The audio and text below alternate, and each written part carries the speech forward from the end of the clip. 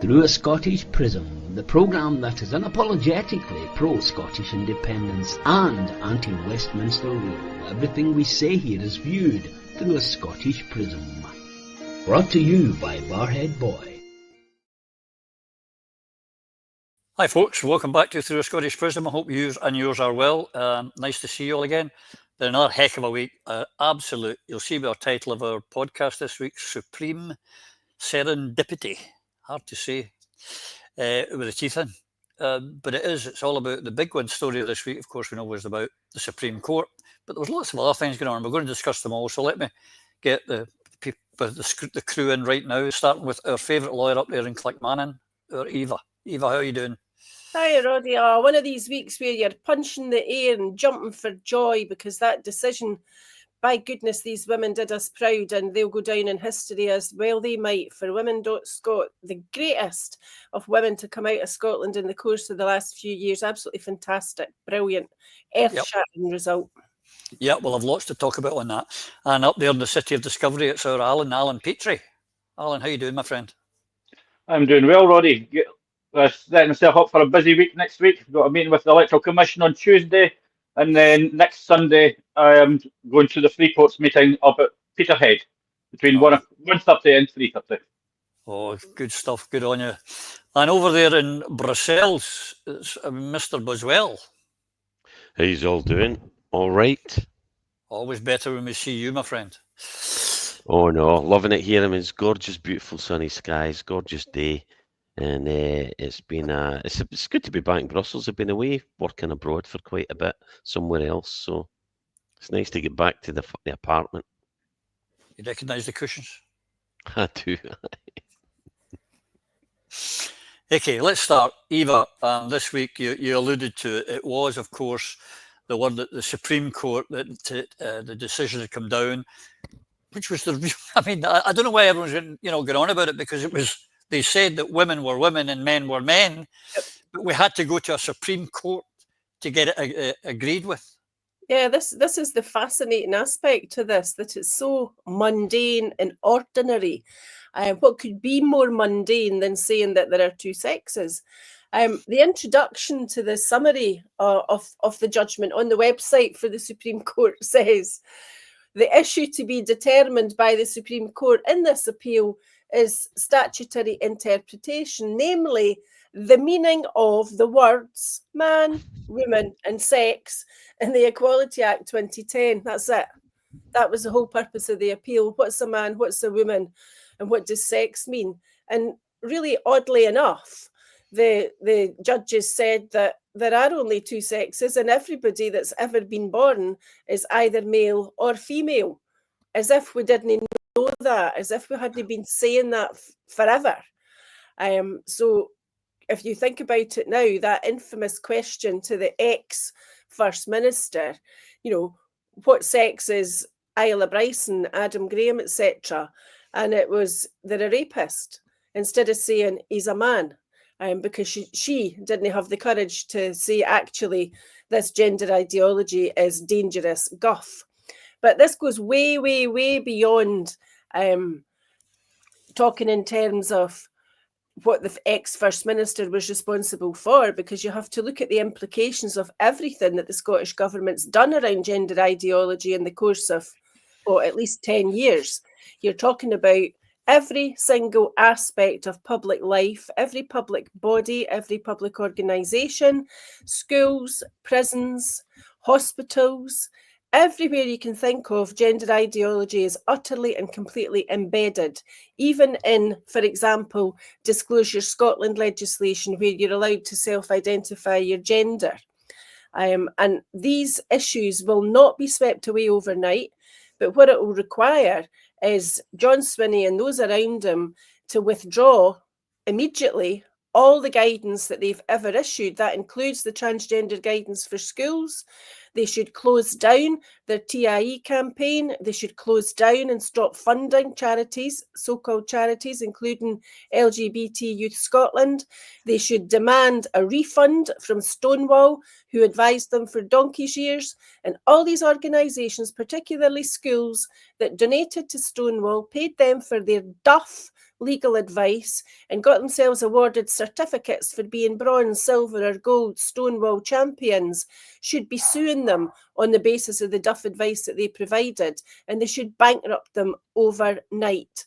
I would also suggest that this set of circumstances leading to this case is one that would justify politicians being found personally liable in the legal expenses, because for Women Scotland are going to have expenses awarded in their favour against the Scottish Government, but unfortunately it means it's the taxpayer that's footing the bill again, and the money that's going to pay those legal expenses could have been far better spent elsewhere, particularly in places like women's aid refuges, where women that need treatment or support or solace or refuge are looked after. You know, single sex spaces and services for women and girls running away from male violence. That's where the money ought to have been spent, but instead hundreds of thousands of pounds spent in legal expenses and untold millions spent on unlawful guidance and enforcing unlawful guidance, changing toilets in schools to be gender neutral, etc. I mean, utter nonsense. Websites, for example, Greater Glasgow and Clyde Health Board, that has page after page after page explaining that a patient is entitled to self-identify and to be placed in the ward for the gender into which they self-identify. Completely illegal, unlawful, should never have happened. It'll all have to be withdrawn. I'm not a compensation claims lawyer, but see, if I was, I'd be rubbing my hands in glee, because the amount of money that's going to be paid out in Compo for claims against all of the illegal conduct that there's been promulgated by the Nicola Sturgeon team, they're going to run into millions. So watch this space. Yeah, the amount of money that's been wasted on legal, just not just this case, millions in that, millions in the Alex Salmon case for the Scottish Government lost when they knew they were going to lose the case and kept fighting it against the former directors of the Rangers Football Club that cost the taxpayers millions. As you say, a lot of that can be going into where we've really got need, which is in the poverty end of our society. It's just disgraceful. But here's the thing, Phil, a lot of people throughout the last 10 years have been cancelled, fired, pulled through the mire for the simple thing of saying a man is a man and a woman is a woman, and that's it. I mean, you can have an argument there's three genders, male, female, and neuter. That's it. A table is neuter. I remember it from my school days. A table was neuter. But everything else was male or female. But when people were saying that, they were losing their job. If they were an entertainer, they weren't getting work. All sorts of things. It's been appalling what's happened. No, it feels that's absolutely correct, and well done for both of you on this one, because I know we've been fighting this for quite some time. But it feels wonderful to be able to say without any concern that a woman is an adult human female. That's it in a nutshell. And this ruling, what it means for same-sex spaces, culture wars, and all of the nonsense that's happened, all of this focus on something that really we should not have been focused on. It was diversion tactics. We're working on this instead of fighting for independence and the rights of human beings and humans to treat each other properly. So the Supreme Court has ruled that a woman is defined by biological sex. So this is under the country's equality law, excludes transgender women, and a case that is expected to impact accommodation for trans women in bathrooms, hospital wards, sports clubs, and much, much more. This impact is going to be far felt across society. And just as Eva has laid out, it's already, the ramifications are massive. This was on Wednesday, and limited to defining the term woman within the country's Equality Act 2010, meaning trans women are no longer protected from discrimination as women, although they remain protected from discrimination in other forms. So we're not taking away the rights and then the defence that they can be discriminated against. You know, they're still defended. The law still supports these individuals, just not as a woman. In practice, the impacts of the rulings are going to be much wider, though. The UK's equalities regulator has said it will issue new guidance on single-sex spaces following this decision. The ruling has also energised or the polarised debate surrounding the transgender rights, and judges said the ruling should not be seen as a victory of one side over other, but trans rights advocacy groups have called it an insult and condemned the court decision as exclusionary, contradictory, and concerning the trans and non-binary communities. Now, obviously, the women's rights campaigners that brought the case for Women Scotland popped champagne corks quite rightly outside the court and said it was grateful for the decision that recognised the need for protections based on biological differences. Now, Eva touched on, but what does it actually mean?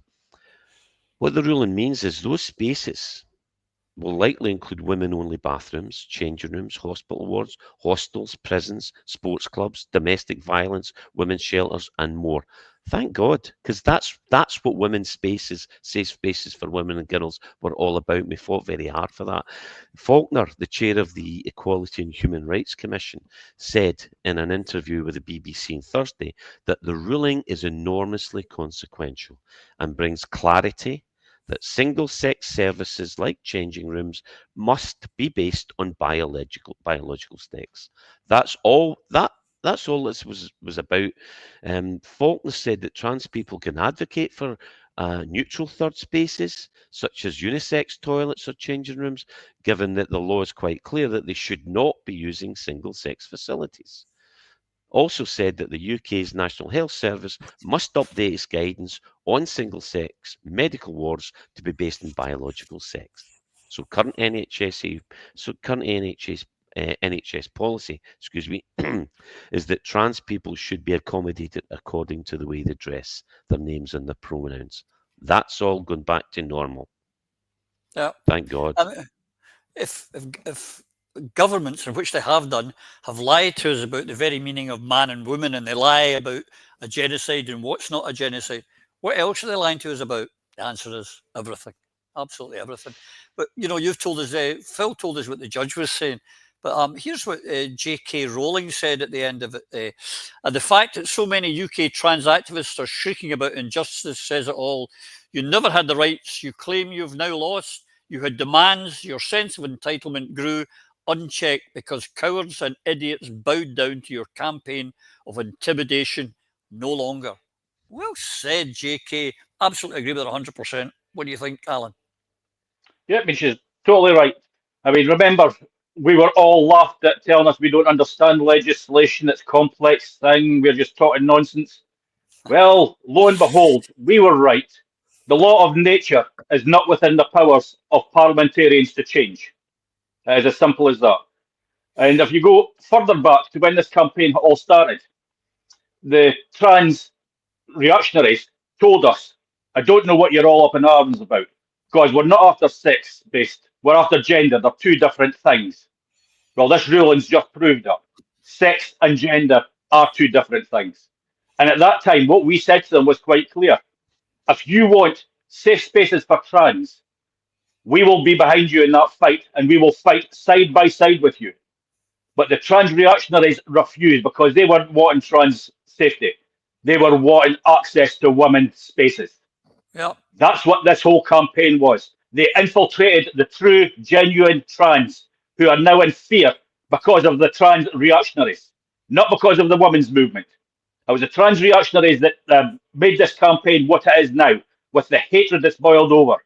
But I will still say to the genuine trans, if you want safe spaces, we will be behind you. We will fight to get these spaces like we would fight for every other right for any other section of community.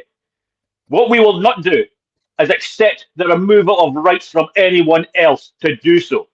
Now, the simplest thing that could happen right this moment about bathrooms is to give genuine trans a radar key to access disabled toilets.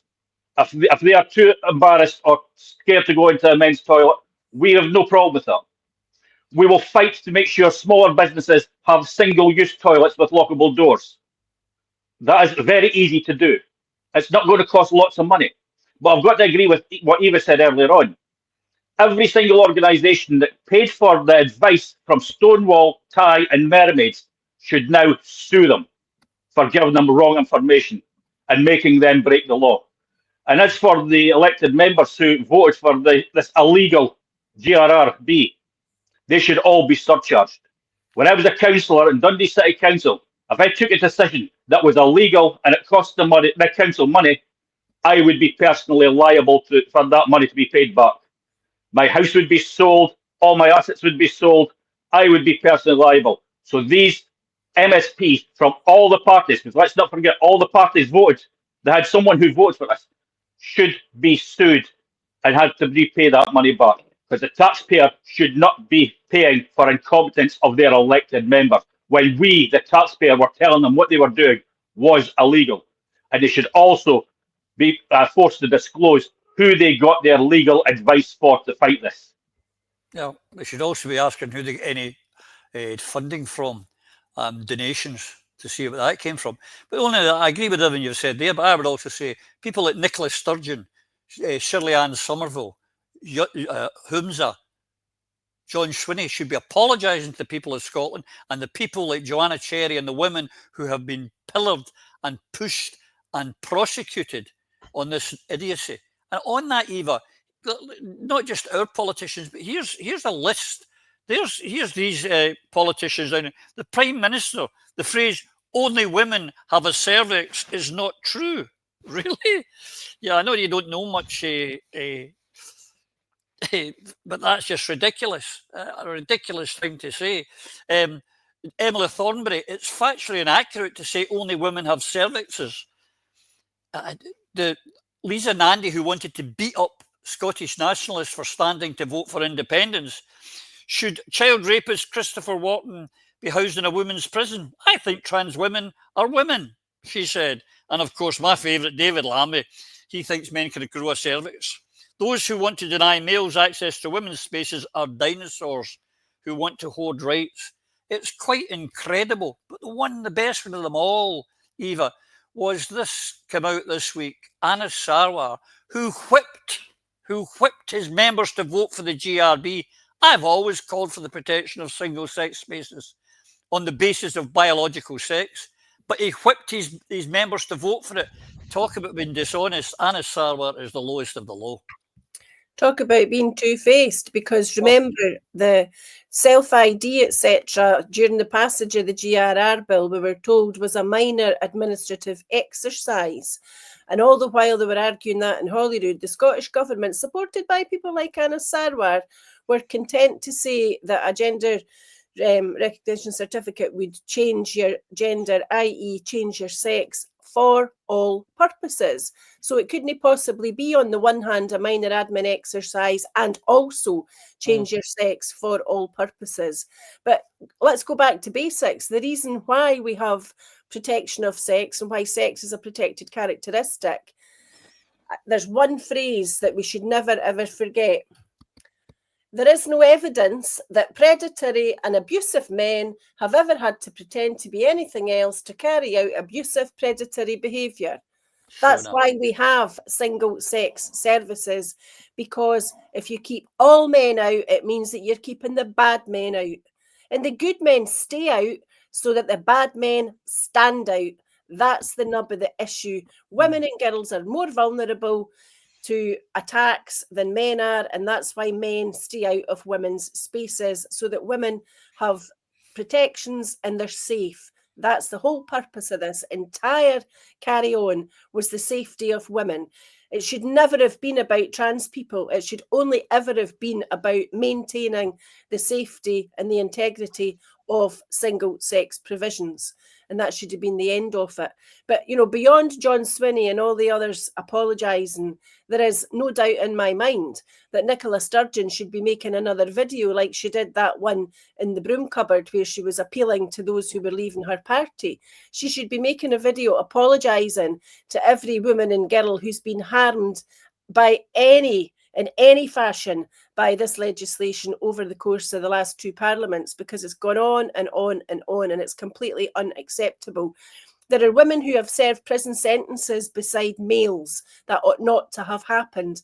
They've been traumatised. Some of them have been punished for lashing out at men who were abusing them within prisons. There is absolutely no justification for any male to be serving a sentence in a women's prison in Scotland today. And I understand that males remain prisoners in women's prisons. They should have been horsed out of there long ago into male provision and never have been allowed in female places in the first instance.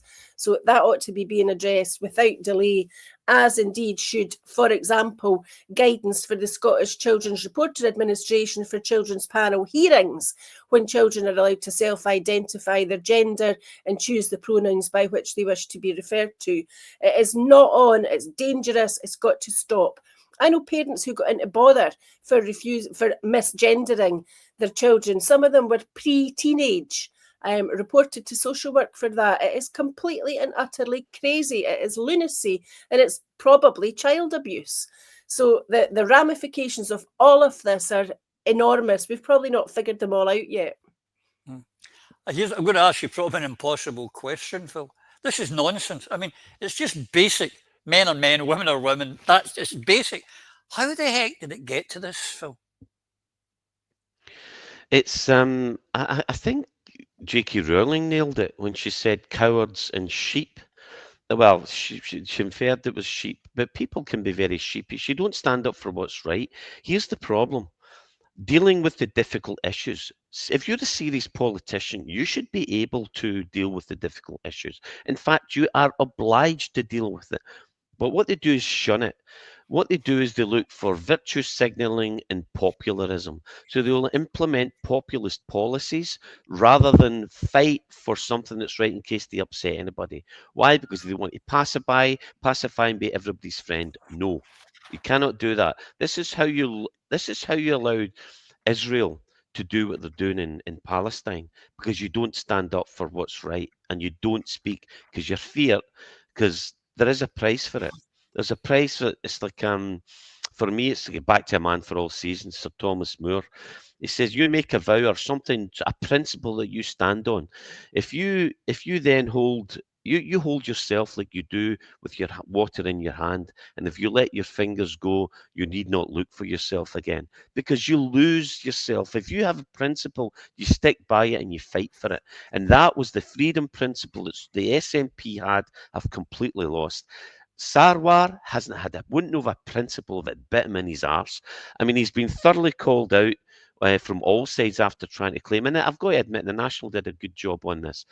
He tried to claim he'd always opposed gender reform, just what you're saying to Eva, but it's only the latest in a string of flip-flops, they called it, and that's exactly what he's like from this Labour leader.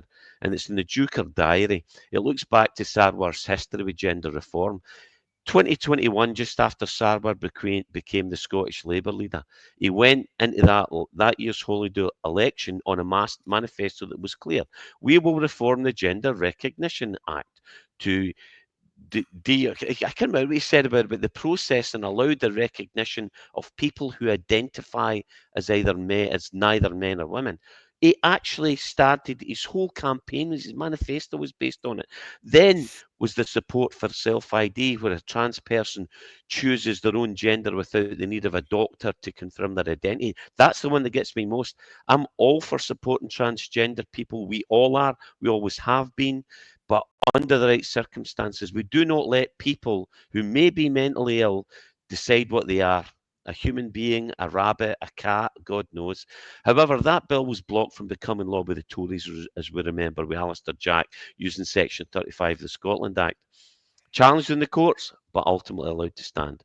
But as soon as you notice this, as soon as Westminster gets involved, Scottish Labour and Sarwar's position became much harder to pin down. In fact, Sarwar, his cell went pretty quiet for a while. And now his tail's between his legs, but he'll never admit it. He's a liar, waste of space, and a populist. Well, that's the other thing. I mean, I think we said it on this show last week or the week before. It's the fact, if someone turned up at the doctor who's a young girl, say, with anorexia nervosa, the doctor doesn't say, no, you're right, love, you're fat. Keep your diet up. Let's all, in fact, we'll all go on the diet. That would be the exact same, Alan. It's just, as Phil says, we support anyone, but they need specialist care. You can't just go, I am. Yeah, and this is a problem. I mean, reality seems to have disappeared. I mean, what annoys me is people pushing that this is a left-wing ideology. It's not left-wing ideology. It actually goes against everything that the left-wing stands for. Real left-wing, that is. Because the left-wing stands for fighting for the rights of those who are oppressed. It does not fight for the rights of the oppressor. And the TRAs are the oppressor, this one. They are manipulating and grooming our children.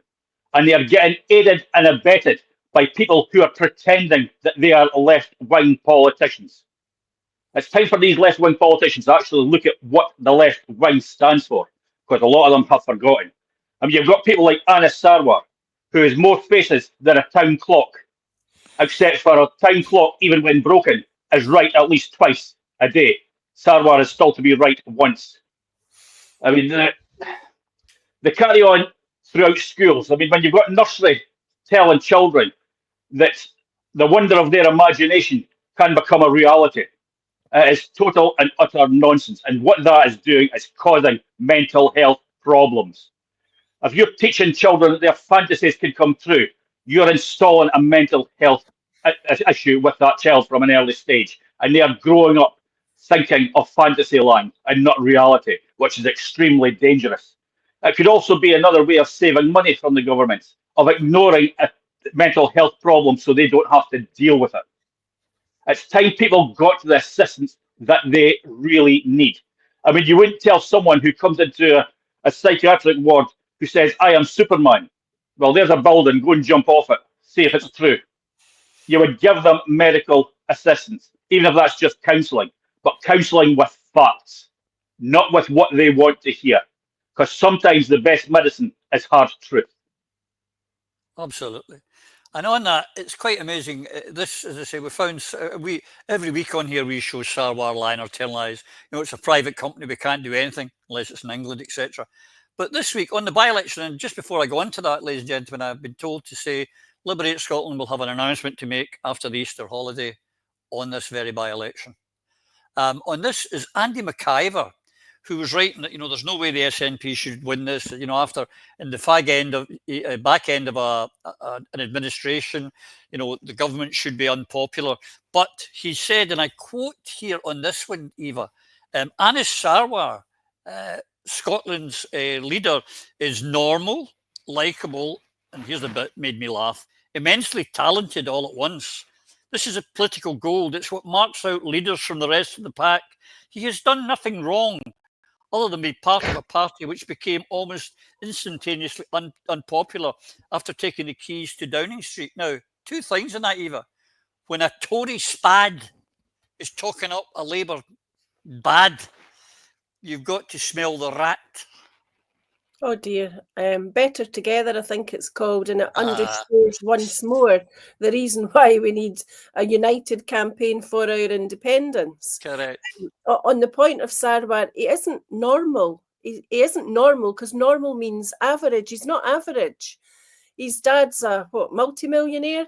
That's not normal in Scotland. It's actually quite the opposite. Likeable, he may very well be. He appears so. But capable, intelligent, I beg to differ, because he's clearly either dishonest or he has no memory of the performance from him and his colleagues, which he whipped, as you said earlier, around the GRR legislation. And you only have to look at talented women like Joanne Lamont, Susan Dalgetty, Rosie Duffield, all the people who were vilified in the Labour Party because Joanne Lamont in particular promoted the phrase sex not gender in the context of medical issues, to the great chagrin of others within the Labour Party because they did not agree that it should be sex not gender in health matters. So Anas Sarwar being praised by a Tory tells me we can look forwards to some sort of united campaign from them in Holyrood for 2026. Absolutely. They'll scratch each other's backs. Of course they will. And the fact also that that Andy McIver to an extent is cozying up with the SNP also underscores that John Swinney is a devolutionist, not an independentista. And it's become pretty clear that independence at times is the furthest thing from John Swinney's mind. But for Anas Sarwar, what's in his mind, and certainly in the mind of Russell Finlay and others, is cooperation with Westminster, not for Scotland's sake, but for the sake of the United Kingdom. So that's why they were applauding, for example, the acquisition of the Scunthorpe Steelworks. It's why they cannot explain the failure to previously try to assist Grangemouth before it was too late, because it's becoming too late to assist Grangemouth in the fashion that it deserves. And all the views that come from Annas or Russell Finlay or any of the other unionists always have to be tempered by reminding yourself that they work for the prolongation, for the life, for the eternal existence of the blessed union. They don't operate on the basis of what's best for the people of Scotland, because if they did, they would be standing foursquare beside the likes of us and saying the best outcome for Scotland is independence. Absolutely. Phil, when you see, because with the by-election and the Tory has no chance, it's a Tory spad talking up the Labour, hoping that Labour can actually bloody the nose of the SNP. So, it goes back to, if they lie to you about a genocide, if they lie to you about sex, do you think they're going to tell you the truth in anything else?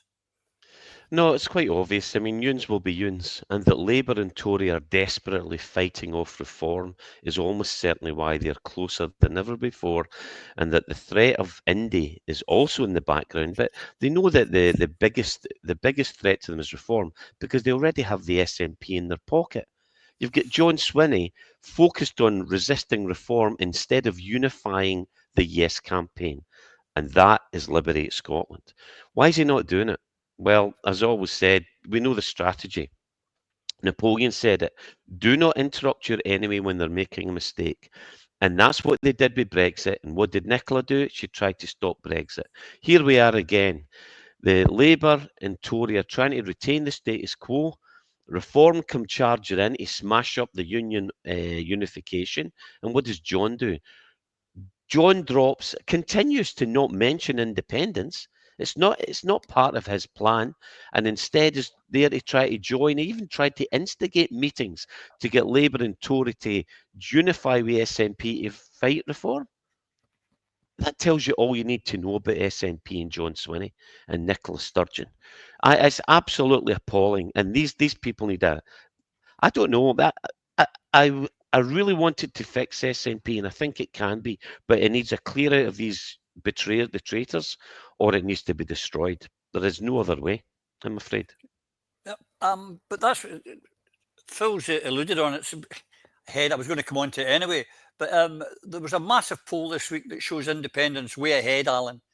10 points in front of the no vote, and yet, lo and behold, the SNP, in the same week as it comes out, 10 points in front, after pressure from Unionists, have disbanded the independence unit. Why, when you're 10 points clear and it's meant to be your raison d'etre, why would you cancel it? Very simple, because you don't believe in it. I mean, we are 10, 11 points clear. I mean, we said last week that if people come out to vote, we'd be 60, 70% in the elections, and I'd still believe that. But that's only going to be possible if people come out to vote and use their vote wisely. Now, we already see what the SNP has been doing. I mean, they quite ably and willingly broke the law on the transgender ideology. They refused to break the law of having another vote on independence. They went down to the English Supreme Court begging it to give them power, rather than just taking that power and do it. Now, when we're 10, 11 points ahead in the polls, they cancel the independence section of the Parliament. They are showing their true colours. But like I said, I mean, although we are that high up in the polls, it's only effective if people come out not just to vote, but vote effectively. So those of you who are thinking about voting SNP 1, SNP 2, because you want independence, you're not going to get it. Because if the SNP get the votes on the constituency, they're not going to get the list votes. That's just how the system works. If you're voting SNP 1, Alba 2, again, if you want independence, you're not going to get it. Because there's so many people within this movement who will not vote SNP on the constituency. And if they're not going to do that, they're not going to come out and vote. So you've not got a list vote to transfer over. So what I would say to people, if you actually have independence deep in your heart, it's not just a want, It's a need. Our country needs independence. So what I'd say to you in 2026 is look at the candidates on both the constituency and the list, and you vote independence 1, independence 2, because that's how you get independence. You get everybody out to vote, and you vote for the independence candidate, regardless of colour or rosette they are wearing. Don't put parties aside. It's nothing to do with parties. It's about country. So vote independence on the constituency and independence on the list, and we will walk out in 2026 a free nation.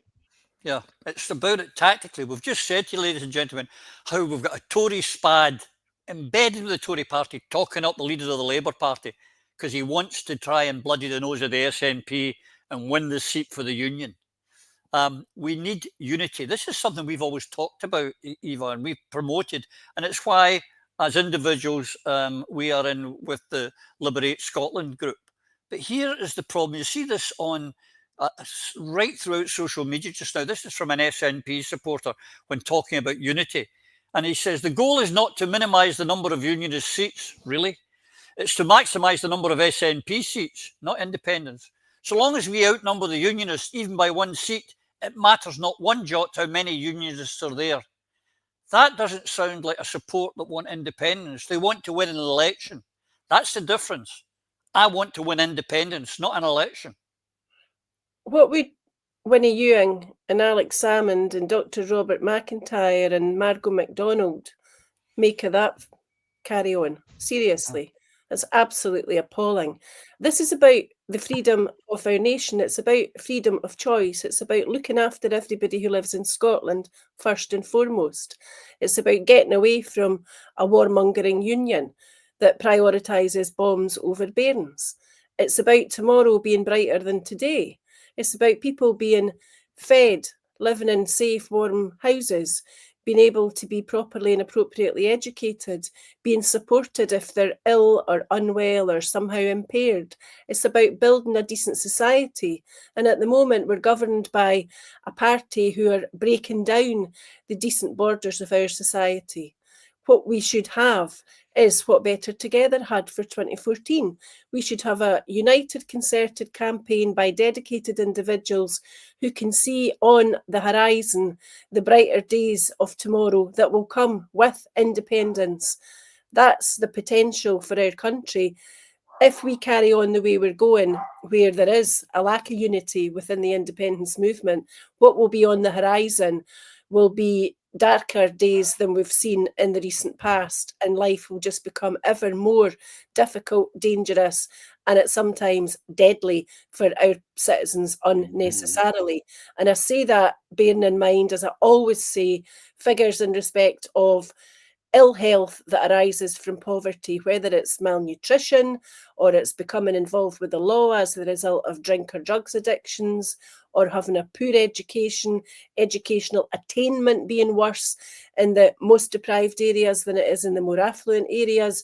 We know the statistics. We know that this is the kind of country Scotland currently is, but we know that when we control our own budget, it's not the kind of country that Scotland needs to be in future.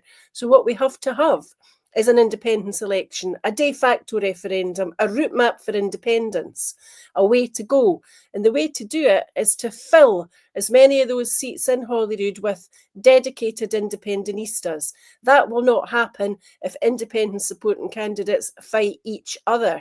Now, if I was in a set of circumstances in a constituency where my MSP had not strained every sinew to get independence or take us towards independence or written a route map for independence, then I just might be thinking to myself, I might just stand against that MSP because I don't think anybody doubts my independence credentials, because the SNP who are pursuing devolution as opposed to independence need a bloody nose. They need to sit up and take notice of what's going on within the country and within the movement, get together with the other independentistas and create a plan that works.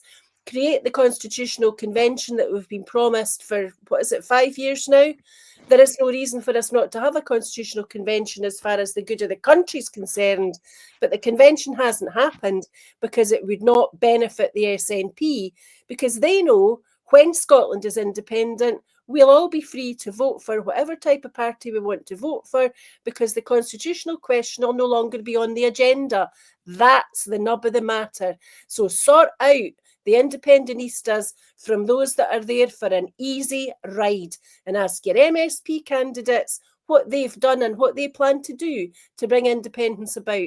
Because you mark my words, if there's been no convention and no unity before 26, you can bet your bottom dollar that if the SNP is the biggest party, you're going to be fed more carrots for another 5 years, and independence will be further away than ever. Yeah, Eve has alluded to it. When the Union came under threat in 2014, the Unionists buried their differences and got better together, and they won. They won. That's what we need to do, folks. We need to learn, and we need to be one. And it's we're saying about a bloody nose. Well, when the call comes, and the call might come just for Hamilton, folks, when the call comes, if you want unity, and if you want to give them a blooded nose, and if you want them to change and you want unity, hear that call, whether it be to get there and canvass, deliver leaflets, to stand in a street stall, to help raise funds to fight this election. That's got to be done. We need unity, and we need to get someone maybe needs to get a blooded nose fill before we'll get unity. Absolutely, and you know, this is essential. We can't be more clear about this. And the problem in politics is that even those aspiring to be politicians, because anyone who's involved in the process can see how amateurish many of these people are. Most people become politicians because the people that put them in place can utilize them, use them, puppet masters, if you will. And even those who are brilliantly articulate, intelligent, when you get further up the tree, you always find there's somebody pulling your strings. Always. You think you're the head of a party and that you call the shots? No. Kat Starmer's being controlled. Sarwar's being controlled. Swinney's being controlled. The Independentistas, the Sinn Féiners weren't. And SNP under Salmond we were ploughing our own furrow. Now we've sold out. The leaders have sold out. And the problem is when you see how amateurish so many of these people in important positions are, you think, my God, I could have a wee go at that. So even you talk to councillors now, you're looking at people that are councillors, and we all know plenty of councillors. They think when they deal with look at their local MP or MSP and you think, he's nothing special or she's nothing special. I'm better than that. Why can't I just climb up this greasy pole? Since I'm good at this, I'm getting into it. And self-interest very quickly takes over, especially when you see the baubles and the jewels and how they're treated, and you get fancy cars, limousines, your head gets turned when you go down to Westminster or Holyrood, you get TV interviews or radios. I'll admit that affected me a bit, but I very quickly, I saw it for what it was because I've done it. I've been in boardrooms before through business, so I've some exposure to that kind of power. The problem here is that the affected are usually interested in themselves, and they forget that unification is the only way that we, the people of Scotland, can get what we need, i.e. control of our country. I mean, you're looking at this. This is the week we talked about it earlier. Yes, opened a double-digit lead in the polls, right? And SNP, what are they doing about it? It's we talked about it earlier. We should be charging ahead with independence. All our focus should be on independence instead of playing the British game. Because if you play the British game, the Brits win. We will lose, as everybody who does play the British game does. You have to unify. That's what they fear.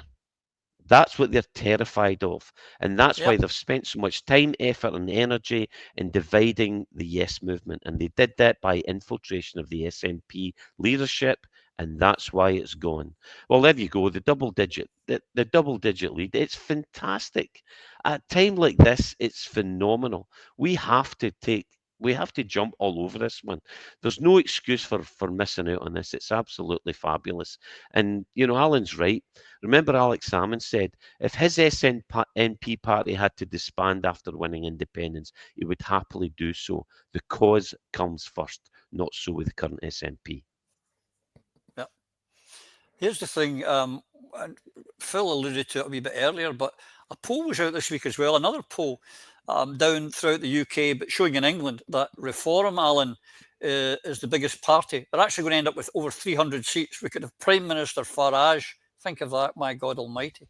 We could have Farage. So this is why Swinney has called a meeting of his fellow British parties, that's all I can say really, to combat this. The reform is a problem, so they've all got to come together. The Labour Party, the Liberal Party, the Tory Party, the SNP, the Greens, to defeat the English Reform Party, English nationalism. But here, again, going back, ladies and gentlemen, to what they'll do for the Union, and we have to be as brutal for our nation. The Tories have said to John Swinney, we will only come to... Now, the Tories, let me state, are the party that's under the biggest threat from the Reform Party. It's more extreme right. He's only going to participate if the SNP officially, and I'd say the word officially, drop their support of independence. That's what he's demanding. He's willing to sacrifice his party for Britain, for the Union, for English overrule of his nation of birth. That's how far they go, and we can't even have a constitutional convention. Well, the first thing I had to think of was inviting Tories to defeat the right wing. I mean, bloody hell, this Swinney don't understand politics. But yet again, it's the SNP involving themselves in trying to save England. Yes. Reform is not an issue in Scotland, and it'll be totally wiped out with Scotland if Swinney and his crew did the job they were elected to do and get us the independence that we all voted for. Yeah. That's how you deal with reform. You beat them by freeing our country from the country that wants them. If England wants to go down that road, let them go down that road. They'll soon learn their lesson. But we're not the ones who should be teaching them that lesson. We should be looking after our own. Our country wants independence, not to save England. And I'm getting sick and tired of the SNP sticking its nose into England when we do not like the English sticking their nose into our affairs. Correct. Let's just get this campaign together. Let's unite the parties, unite the clans. And in 2026, let's get our message out to the people. Get our people out to the vote. Get them voted the proper way. Use the parliamentary system. It was designed to be played by the Unionists to stop independence. So let's play this system to get independence from our country. Let's get independence 2026, and reform will not be an issue ever, and neither will the Tories in Scotland. Correct. It was actually Lloyd, our good Lloyd, who couldn't join us again today, folks, who said that thing. The only reform Scotland needs is independence, and he's right. But on last Friday, when Liberate Scotland launched, Eva, we noticed on the Saturday, suddenly Ash Regan of the Alba Party was trying to do a constitutional convention with the Green Party and get in with them, but of course she got told to get lost. And quickly from nowhere, John Swinney hurriedly called a press conference and called everyone into Butte House on the Monday, and he listed 6 months ahead of Norm, just a coincidence that Liberate Scotland had launched on the Friday, folks. And this is the things he was up for. His focus would be on his core priorities: growing the economy, tackling NHS waiting times, green jobs, and protecting the vulnerable in our society. Oh, were they? I think there's something quite missing here of his priorities there, Eva. Did you notice? Just a bit. The opening sentence of the press release was that he'd called a press conference to demand change in the face of global economic uncertainty. He was demanding change be created by the Labour government from Westminster. In other words, this was the Oliver Twist mentality again, begging and pleading with Westminster. You know, he might as well have scraped and bowed down on his knees, because that's exactly the impact that speech had in Westminster. You know, it's absolutely and utterly pathetic to be lowering yourself to that when you're supposed to be an independence champion.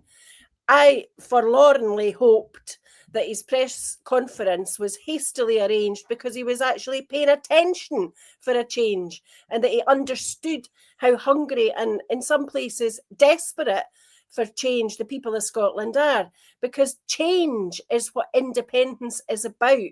Independence is about turning Scotland into the country that it should have been for hundreds of years. turning Scotland into the powerhouse that it used to be in an industrial and economic sense, and that it still would be, were our resources not bled dry and pipelined, literally and figuratively, directly into the Westminster coffers and then funneled abroad to fund illegal, immoral wars. So John Swinney needs to hastily arrange another press conference during the week, but if he needs any help with it, I'm happy to give him my address book and my contacts list, because there are at least 100 people in Scotland that could man that convention at the drop of a hat, and within a couple of hours would have drawn up a master plan to achieve independence with lists and names and candidates for every single constituency that are capable, devoted, not necessarily politicians, but are experienced and most of all respected and trusted by the people of Scotland to stick to their promises, stick to their principles and deliver the liberty, the freedom, the self-determination, the independence that Scotland needs. Our country is full of talented people. It's full of people that have got a lot to offer, a lot to give. A lot of folk about the ages that we all are that have still got a few good years left in us and have the experience of life to be able to help to fashion a new country. What greater gift to leave to our children and our grandchildren than that? Here, here. And the only poll, not just the Reform poll, showing, Phil, that Reform could be very well the next English government ruling over Scotland. And we know they want to close Holyrood, folks. We know they want to take all the power back to Westminster, and that means, you know, your NHS, Nigel Farage wants an insurance-based, like America, health service. They'll want to get rid of free education. They'll want to sell Scottish water. They'll want to get rid of free health, free care for free prescriptions, etc. That's what faces you. But what worries me, that we showed a tweet earlier from one of the SNP supporters said, as long as we win the election and get one more seat in the Unionists, you know, we don't need unity. But what worries me, Phil, and I don't know if it gets you, is the polling this week as well showed that the SNP are way ahead in Westminster and in Holyrood, and they will be the biggest party. They'll not get enough of a vote to get independence. And I worry that they're going to sit on their laurels, because if we win the election, that's all that matters. We don't need to win the independence. And at the same time, you know, we've noticed in the same poll, Labour are lying in 4th position. This is the ideal time for unity, a constitutional convention, a plan to independence, and wipe the floor with them in 2026. What else can we do? This is absolutely correct. What else can we do? They will not listen to reason. The snout in the trough is too important to these individuals. And all of this is going on at the same time. I mean, reform's hugely. This is in England. This you wonder, is this now going to change at least the unions' resolve? Because these are uber right, and there's another party that are even talking about generating to go further right of the Reform Party to make them not look as far right as they are. So the Britain, the window has been so far removed to the right, is terrifying. And as I said, we should be fighting a deconstructed union. The unification of the unions is gone. We should be taking it. And this is the polling agency Survation. Then it was voters in the Northwest, Northeast, Yorkshire, East and West Midlands, areas in last year's general election where Labour reclaimed loads of seats. I mean, they had lost in 2019. And just in this poll, in the damning verdict, just after 9 months, the response suggested the government retains fewer than 3 or 4 of their 2024 voters. That is absolutely appalling for the Labour government. It just shows what they are. And then you look at Swinney's press conference you mentioned earlier, laying out his priorities. Not one mention of independence included. Clear out these traitors or destroy SNP. Even the BBC are reporting. You know, speaking to Butte House, Swinney said the programme for government would take action ahead of the undoubted economic challenges facing the country. He cited Brexit, the pandemic, Ukraine-Russian war, which is a proxy war that we are involved in, and he's supporting, which is a disgrace. The sources of financial turmoil, and said there was a risk of recession. You're damn right there's a risk of recession. He's looking at meaningful solutions, he says. A programme for the government to offer meaningful solutions. You cannot deliver that, John, without independence. Stop lying to the people of Scotland. He also went on and said he would seek to address the underlying feeling of anxiety. He went on to say the legislative programme would help to tackle child poverty, bring down NHS waiting lists, and make it easier to get GPs appointed and get your appointments. It's ridiculous. He said the Grangemouth oil refinery should be nationalised by the UK government if similar action is taken in British Steel. It's pathetic whinging. Stand up, man up, and be the leader that you're supposed to be, John. It's supposed to be independence, nothing else, because nothing else is going to help us. And then you're going back and looking at, you know, the earlier stuff we looked at, an 11-point lead, 11% lead. It's absolutely staggering. He scrapped. He went on and he scrapped the Independence Unit, which published papers on policy for independent Scotland. Absolutely horrific, and at a time when he should be unifying behind it. And this is like the SNP are absolutely. I think they're short of money. I think that's why they're doing this. But the worst thing for me is they won't unify it with the other independence parties or groups, but they've called an anti-right conference to discuss the rise of the right in the UK politics. That absolutely staggers me. And it ties in with everything we've talked about before. Instead of taking advantage of the moment of disunity, they are trying to maintain the status quo. And it's that status quo that's destroying people in Scotland, that is putting 1 in 4 children into poverty. And that is the disgrace. And that's what he should be hanging his head in shame. It's same old, and when are we all going to wake up and fight for unity? We've got to do it. There's too much at stake. Absolutely. But that's the thing. Well, we're talking about unity and winning independence, Alan. The gravy slurpers are looking for more gravy. Because what came out this week is that Stephen Flynn and Stephen Gethins, both members of Parliament, have got no one standing against them, and they will get the nominations next year for, no doubt, safe SNP seats somewhere in Scotland. So they can have 2 jobs. Now, remember, what was his name? 2 Jags, the Labour man. They can have 2 jobs, because you can bet your bottom dollar they won't give up their nice wee income from Westminster. They'll not have a by-election down there just in case. It's just that they're hoarding the power. They don't want to unify with the rest of the independence movement. They want to get these seats and keep it for their wee clique. It really is disgraceful. Yeah, I mean, I'll give this guarantee that Stephen Gethins is standing in Dundee. There will be a Liberate Scotland candidate standing against him, because the city of Dundee needs a pro-independence, a real independence candidate standing, and Gethins is not one of them. But I mean, we've got to get away from this mentality about party politics. We keep saying this every single week. We start looking at the facts. You have in England an industry that was nationalised. In Scotland, our industries are allowed to close. There seems to be an unwritten contract that in order to get assistance from the Westminster government, you must be based in England and pay your taxes in England, so as it comes under their income. If you're Scottish, nah, we're not going to help you out. If you're Welsh, no, we're not going to help you out. Tough. The only way we could change that is through getting independence. And we have got to focus our minds that independence is the goal. It's not government. We don't care who the government is. We get the votes for independence, and we declare our independence. That's as simple as that. That's all we need to do. And for the SNP to bring forward proposals to put rejected candidates into seats for the Scottish Parliament is just nonsense. They have already been rejected by the people of Scotland because they went down to Westminster and did nothing but bow the knee. What difference are they going to be up in Scotland in the Scottish Parliament? They'll still take that oath and mean it.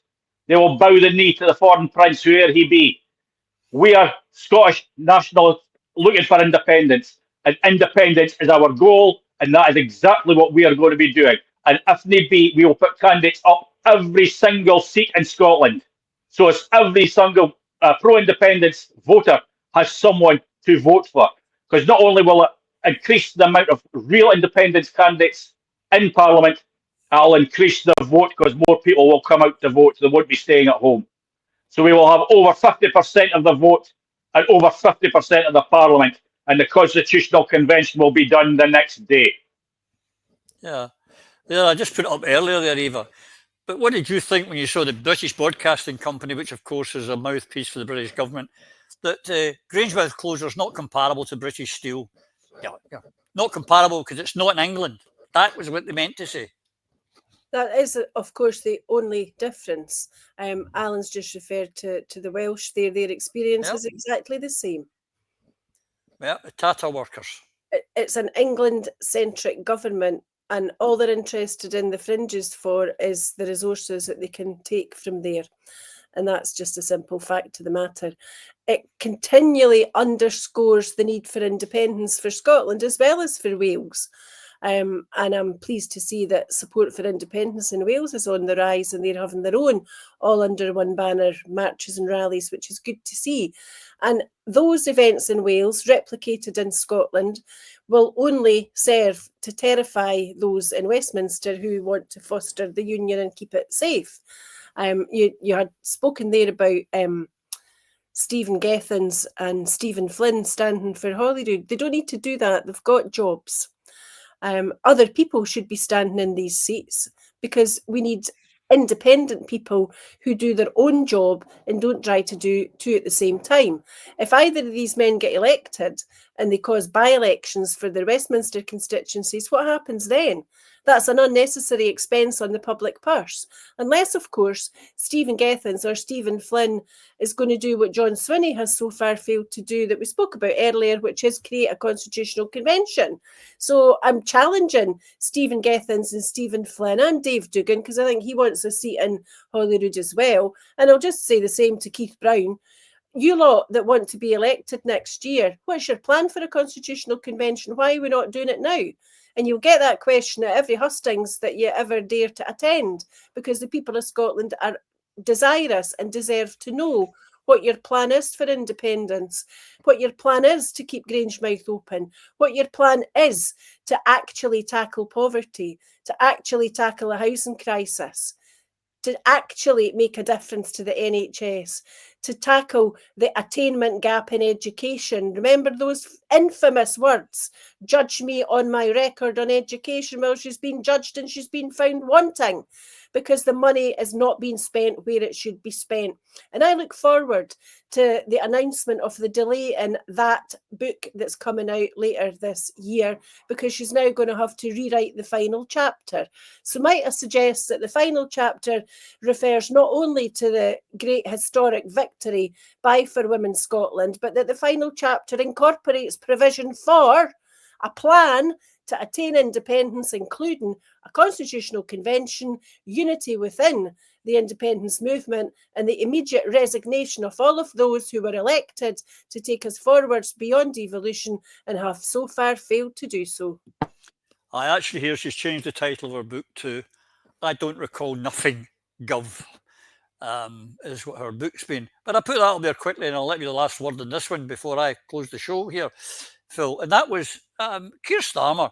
Labour is now the party of English patriotism. Well, we know that. We've always known that. We've seen it. We now see it over Tata and Port Talbot. We see it over Grangemouth. We see it over everything that happens in Scotland, Wales, and the 6 occupied counties of Northern Ireland. They are, all of the parties, not just the Labour Party, all of those British parties, those English parties, they don't give a tuppenny toss about Scotland, do they?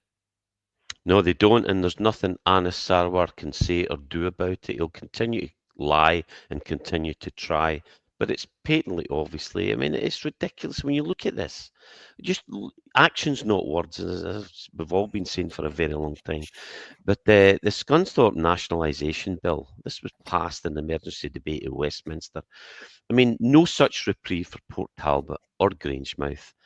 English nationalism is indeed very much on show. And Sky did a good article on this. You know, there's actually, even Labour themselves, they don't know what the right hand doesn't know what the left's doing. Business Secretary Jonathan Reynolds said it's likely that British Steel will be nationalised.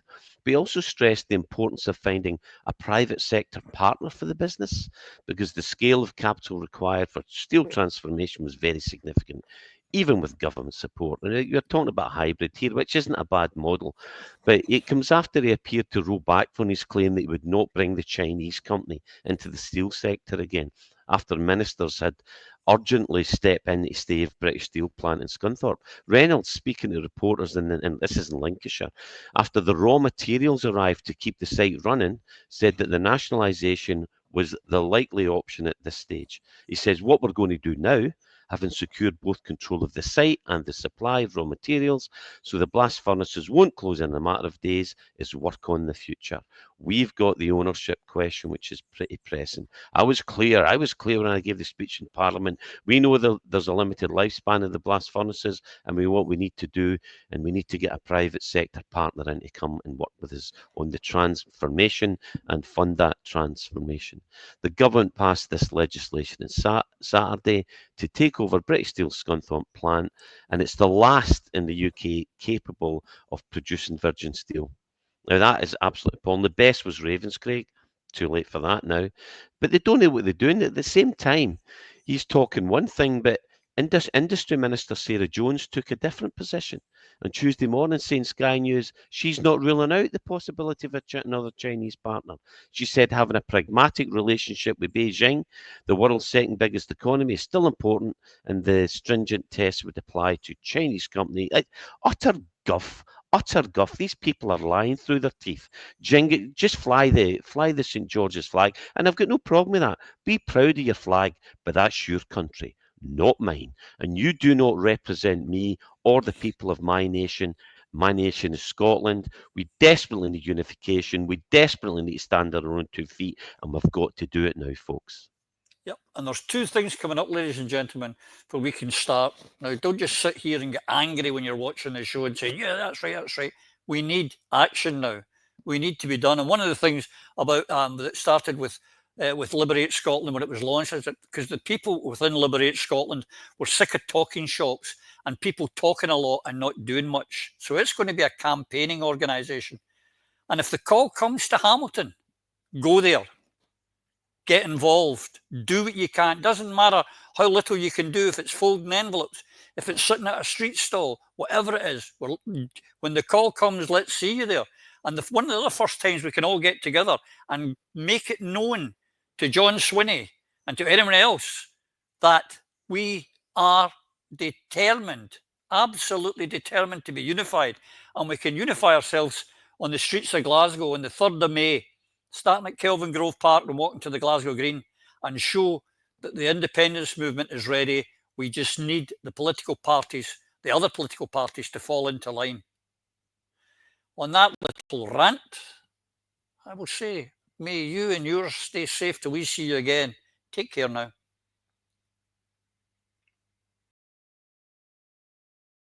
Through a Scottish Prism, the programme that is unapologetically pro-Scottish independence and anti-Westminster rule. Everything we say here is viewed through a Scottish prism.